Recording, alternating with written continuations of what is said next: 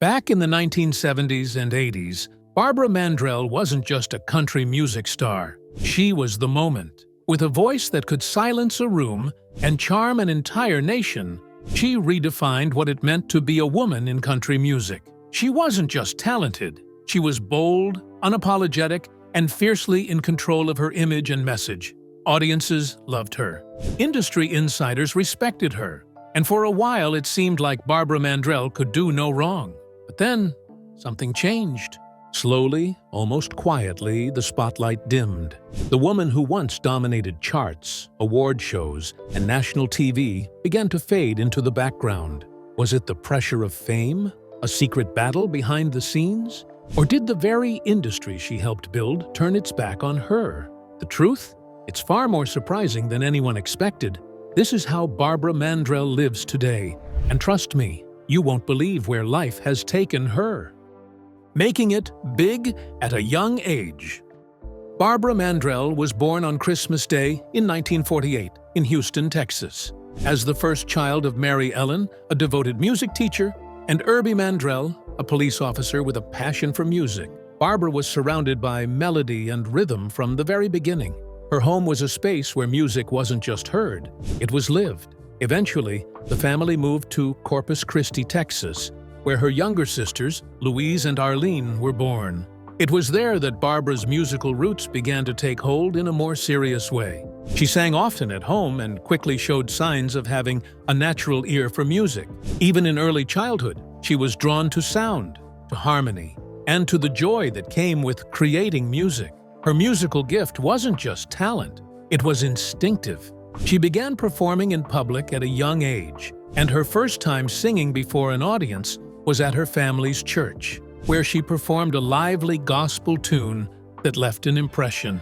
But her talents didn't stop at singing. Barbara was a true musical prodigy. Before even starting the first grade, she had already learned how to read music and play the accordion, all thanks to her mother's early guidance. When she was 6, the family relocated to Oceanside, California, where her father opened a music store. This gave Barbara even more exposure to instruments and practice. She joined her elementary school band, where she picked up the saxophone. Around this time, she also started learning the steel guitar from a family friend. After just 1 year, she performed at a music trade show in Chicago, where she caught the attention of country performer Joe Maphis, a moment that would mark the beginning of her extraordinary journey into country music. Barbara Mandrell's music breakthrough. Barbara Mandrell's journey into the world of country music began earlier than most. In 1960, at just 11 years old, she joined country musician Joe Maphis on his Las Vegas show, where she wowed audiences by playing the steel guitar. Maphis quickly recognized her talent and secured her a regular spot on the California country music television show Town Hall Party. Although Mandrell initially felt like the only female musician in a male-dominated space, her time on the show opened her eyes to the fact that other female instrumentalists were carving their own paths too. It was a turning point for her, both musically and mentally. Each summer, Mandrell returned to Las Vegas to perform, sharpening her skills with each show. By 1962, she was touring with legendary acts like Johnny Cash and Patsy Cline. Because of her young age, Mandrell shared hotel rooms with Cline during the tour. She also shared the stage with other greats, such as Red Foley, Little Jimmy Dickens, and Tex Ritter, playing the steel guitar with a maturity and confidence far beyond her years. By the time she turned 14, her parents had formed the Mandrell family band, with Barbara on steel guitar, her mother Mary on piano, and father Herbie handling vocals. The group also included 2 outside musicians, one of whom was drummer Ken Dudney, Barbara's future husband. Together, the band traveled across the United States, performing at military bases and incorporating songs by the Beatles into their sets, which gave their shows a modern and diverse appeal. During this period, Mandrell also learned to play the banjo and bass guitar, further expanding her musical arsenal. Outside of music, she thrived in other areas during her teenage years. In 1965, she earned the title of Miss Oceanside, California, and was active in school, participating in the marching band, chorus, and student council. She graduated high school in 1967 and shortly after married Ken Dudney. With dreams of a quiet domestic life, Mandrell stepped away from performing and had embraced the role of a full-time housewife. Her final performance with the family band was a trip to Vietnam, where they entertained American troops during the war. Upon returning home, she discovered that her new husband had been deployed overseas. Feeling lonely, Mandrell visited her parents who had relocated to Nashville and attended a show at the Grand Ole Opry. Watching from the audience, she had a revelation. This wasn't where she belonged. She later reflected that she wasn't cut out to sit and watch. Her place was on the stage. Determined to return to performing, she found a spot in a show in Nashville's Printers Alley, with her father now managing her careers.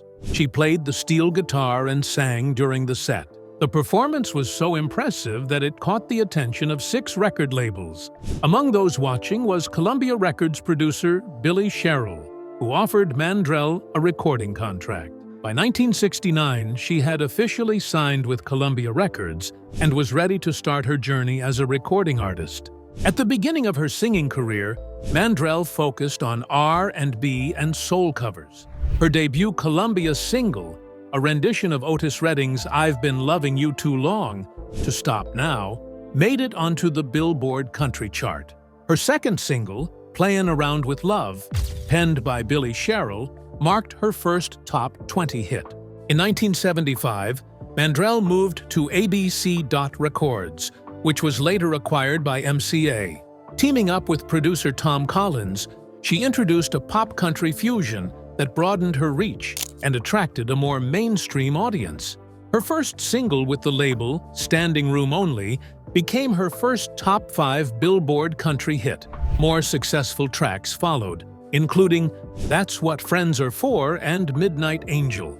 With Collins's help, she infused R&B elements into her sound, further elevating her commercial appeal.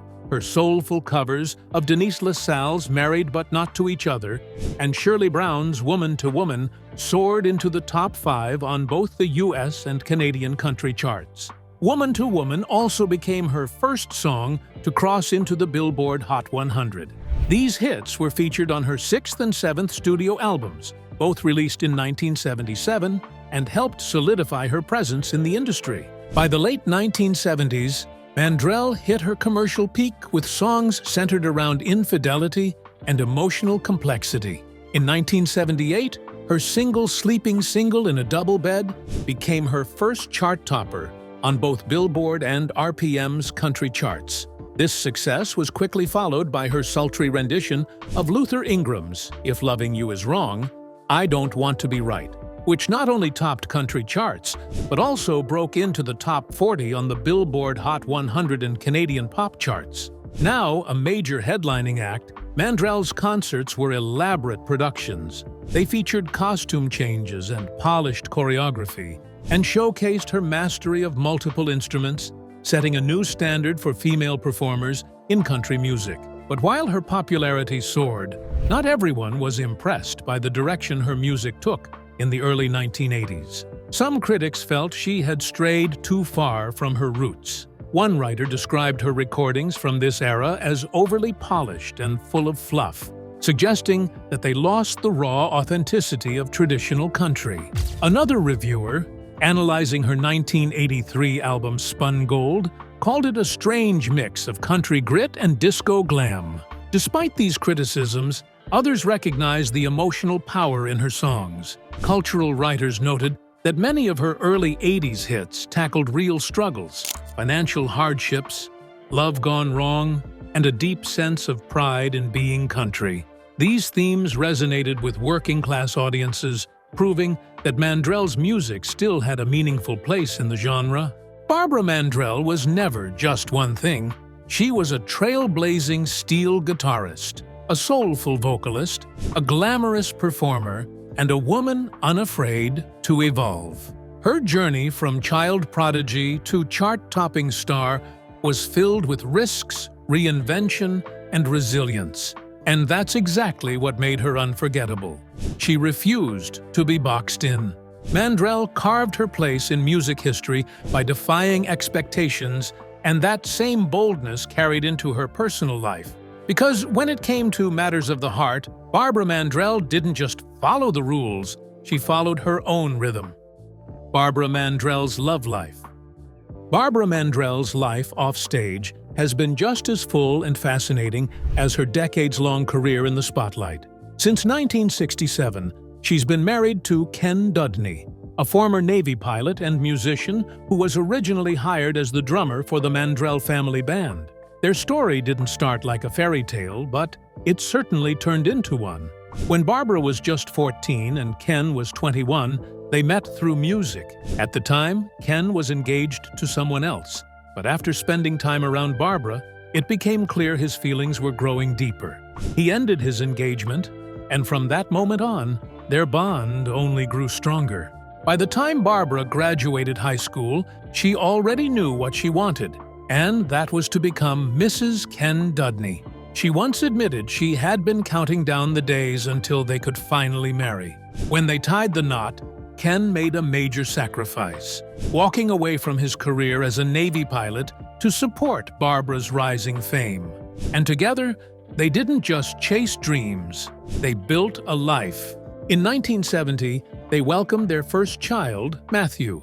Their daughter, Jamie, followed in 1976, and their youngest son, Nathan, completed the family in 1985. While Barbara's name lit up marquees and award shows, Ken remained her anchor behind the scenes, helping raise their children and manage the pressures of fame. In 1988, the Mandrell family made headlines again, but this time, it wasn't about music. They built the Fontanelle, a jaw-dropping log cabin mansion nestled in the hills of Tennessee, with 6 bedrooms, 13 bathrooms, 2 kitchens, 5 fireplaces, and even a helicopter pad. It was recognized as the largest log cabin in the world. Years later, Barbara sold the estate, and it was turned into a popular tourist attraction, complete with a hotel, restaurant, music venue, and even an indoor shooting range. Kami worked there for a time, managing human resources, before devoting herself to helping people struggling with addiction find hope and healing.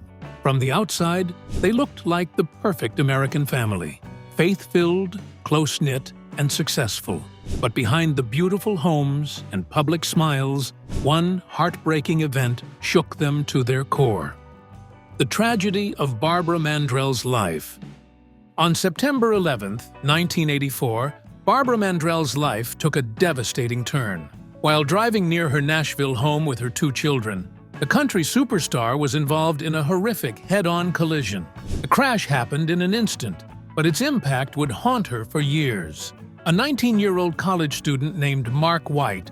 Tragically, he was killed instantly. According to the police report, White's car had crossed the center line and slammed into Mandrell's Jaguar XJ. Her 2 children escaped with only minor injuries and were quickly released from the hospital. But Barbara wasn't as fortunate. Her injuries were extensive and life-altering: a broken femur, shattered ankle, damaged knee, and a severe concussion that resulted in temporary brain damage. The physical pain that followed was relentless, much of it centered around her knee, which had sustained significant trauma. Every day, she pushed herself to go further than the day before, struggling through physical therapy, refusing to let her injury define her. The head injury was even more disorienting. It altered her memory and even her sense of self. For a time, she couldn't fully connect with who she was before the accident. She would refer to herself in the third person, saying things like, "That was her," or "She did that," as if the Barbara Mandrell who had ruled the stage belonged to someone else entirely. It would take more than a year for her to physically recover, and nearly 3 for her brain to fully heal. Even decades later, she admitted to lingering pain in her ankle.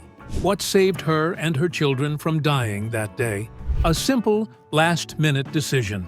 Just moments before the crash, Barbara noticed unbuckled kids playing around in the back seat of a nearby moving car. Alarmed by the sight, she told her own children to buckle up and did the same herself. That small act of caution turned out to be life-saving.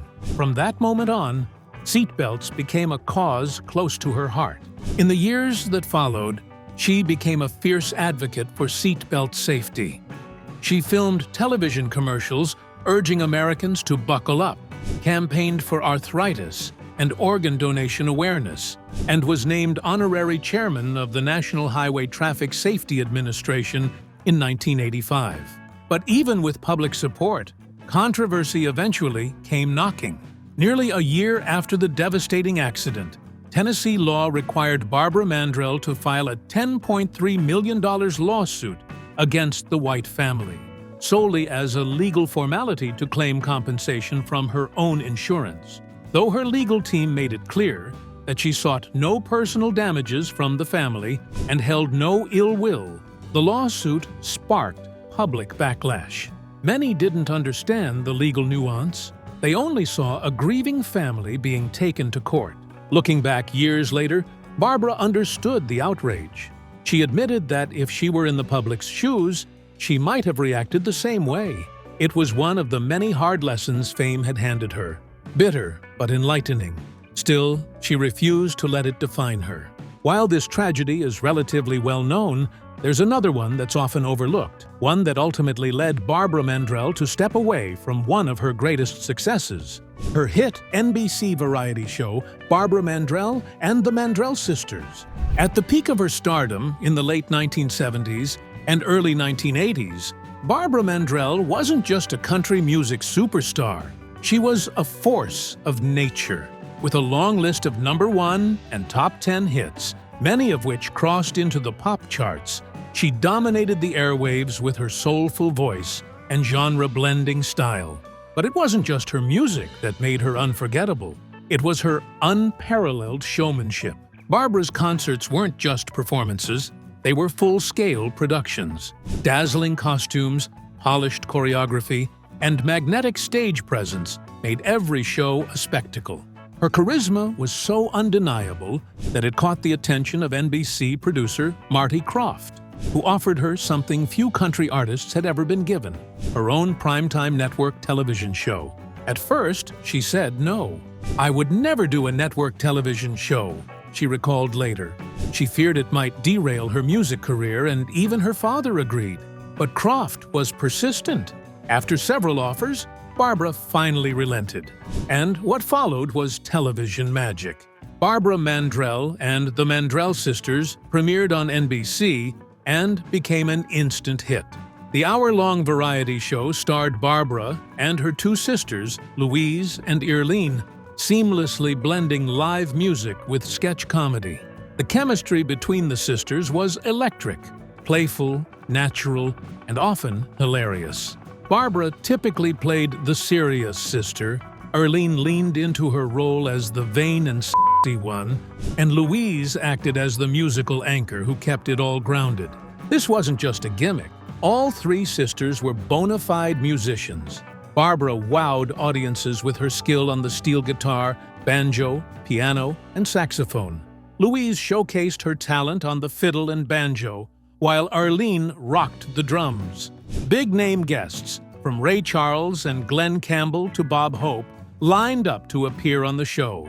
Each episode often ended with a soul-stirring gospel medley, a heartfelt nod to the sisters' faith and Southern roots. Despite drawing an estimated 40 million viewers, the show came to a surprising end after just 2 seasons. The reason?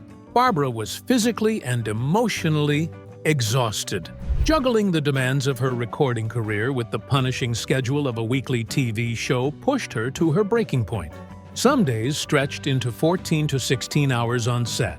The toll it took was immense, especially on her voice. It became so strained that cortisone shots were often required just to get through filming. Doctors eventually issued a sobering warning. If she didn't stop, she could suffer permanent vocal damage. Reluctantly, Barbara made the difficult decision to walk away. Behind the lights, the laughter, and the applause, Barbara Mandrell was quietly waging a battle no audience could see. The pressure, the fatigue, the looming threat of losing the very voice that built her career. These weren't just professional obstacles. They were deeply personal sacrifices.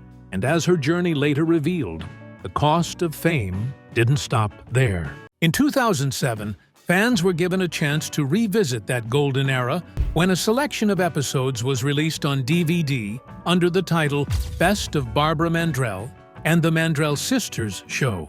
It served as a nostalgic reminder of what made the show so special: the charm, the talent, the sisterhood, and Barbara's willingness to give everything she had, even when it nearly broke her.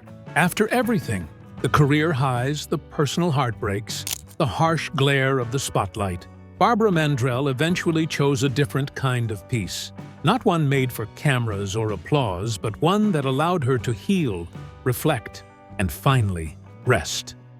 How is Barbara Mandrell living today? When you think of the most iconic female country stars to ever grace a stage, a few names probably leap to mind instantly: Dolly Parton, Patsy Cline, Loretta Lynn, and Reba McEntire. These legends helped define the genre for generations. But there's one name that, while slightly less spotlighted today, once stood shoulder to shoulder with the best of them: Barbara Mandrell. Twice named Entertainer of the Year at the Country Music Awards and a two-time Grammy winner, Mandrell was a bona fide superstar during the late 70s and early 80s.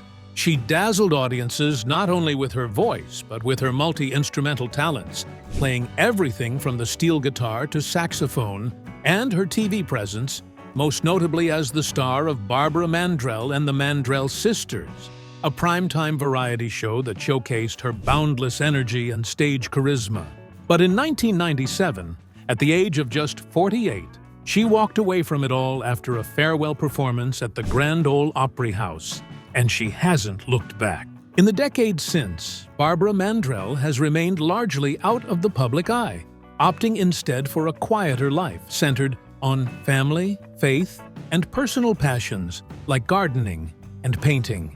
But why would a star so luminous at the peak of her powers choose to retreat from fame altogether? As it turns out, the answer lies in both personal tragedy and personal choice. In 1984, Barbara Mandrell's career was on fire. She was churning out hit records and winning accolades and had successfully crossed over into television.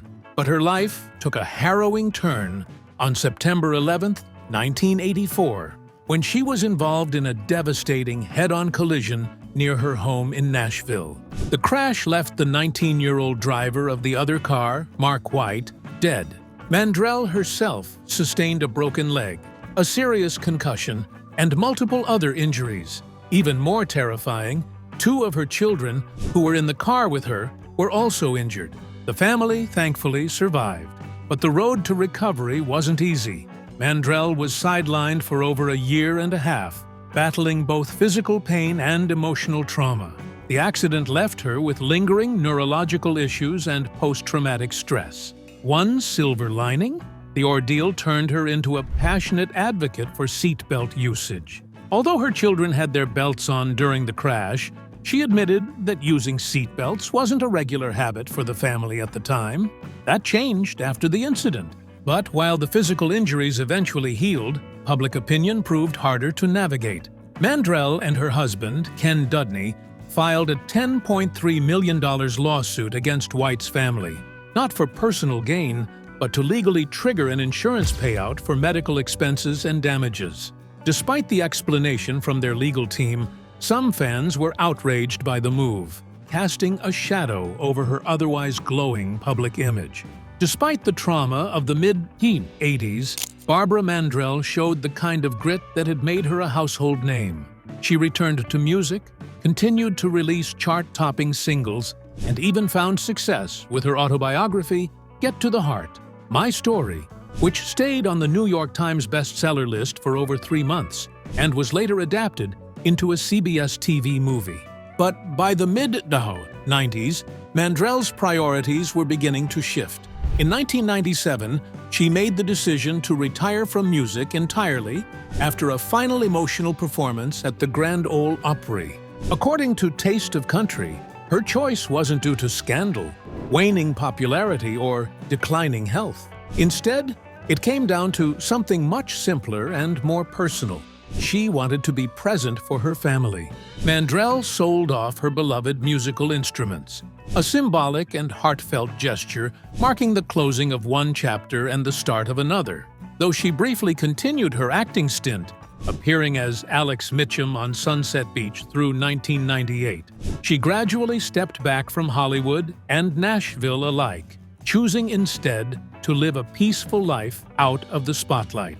Since then, she's focused on home life, gardening, painting, spending time with loved ones, and occasionally connecting with fans from afar. Although she left the stage decades ago, Barbara Mandrell's legacy is far from forgotten.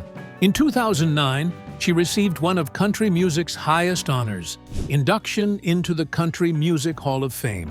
At the ceremony, emotional tributes poured in from fellow artists like Reba McEntire and Michael McDonald, while her sister Louise Mandrell honored her with a heartfelt performance. In her speech, Mandrell paid tribute to the man who had helped shape her extraordinary career, her father and longtime manager, Herbie Mandrell, who had passed away just 2 months before. "He taught me, guided me, and directed me," she said. "It is his name, Mandrell, that I am blessed to have, and it's the gracious, loving public and fans that made our name known and popular. So tonight, I thank you with my entire being for putting the Mandrell name into the Hall of Fame." Even years later, Mandrell's music continues to find new life. In 2020, Grammy-winning producer and DJ Dave Aude, known for remixing hits by the likes of Beyoncé and Rihanna, put a modern spin on her 1978 classic Sleeping Single in a Double Bed. The dance remix, which reintroduced the song to a new generation, earned high praise from Mandrell herself.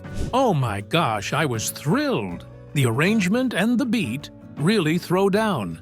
And that's what makes me happy." Then, in 2022, something magical happened. After nearly 30 years in retirement, Barbara Mandrell made a rare and emotional return to the Grand Ole Opry to celebrate her 50th anniversary with the revered institution. Though she didn't perform, her presence on that legendary stage was enough to send waves through the country music community. USA Today noted that Mandrell is currently the 10th oldest living inducted member of the Opry. Taking the stage, she reminisced about her original 1972 induction when she was just 23 years old, calling it one of the proudest moments of her career. Mandrell also used the opportunity to reaffirm her deep and abiding love for country music, pushing back against critics who sometimes dismiss the genre. "The Grand Ole Opry feels comfortable and is home," she told the crowd, glowing with emotion. Fellow country star Carrie Underwood paid tribute that night, emphasizing how artists like Mandrell paved the way for the current generation. "She has been such an inspiration to me and so many others that stand on the shoulders of great female artists like her," Underwood said. Mandrell, in a moment of mentorship and warmth, even stayed to watch Underwood's soundcheck, quietly cheering her on. After the event, Mandrell shared her joy on Instagram, writing, "Whether you were there in person or watching from home, I felt so much love from each of you, and I wish you could know how you made me feel. Thank you to the Opry for celebrating me and welcoming me home. Lord knows, I love the Opry." Barbara Mandrell may no longer be the fixture she once was on country radio or television, but her fingerprints remain all over the genre. Her story is one of dazzling success, unspeakable tragedy, quiet reinvention, and enduring grace. And while she may prefer the quiet now, the echoes of her songs, her performances, and her impact still ring loud across the halls of country music. In a world that often demands constant reinvention and visibility, Barbara Mandrell chose something rare: peace. And in doing so, she cemented a legacy that needs no spotlight to shine. What Barbara Mandrell song was your favorite? Share your thoughts with us in the comments below. Remember to like, share, and subscribe, and click the next video shown on your screen. You will enjoy it.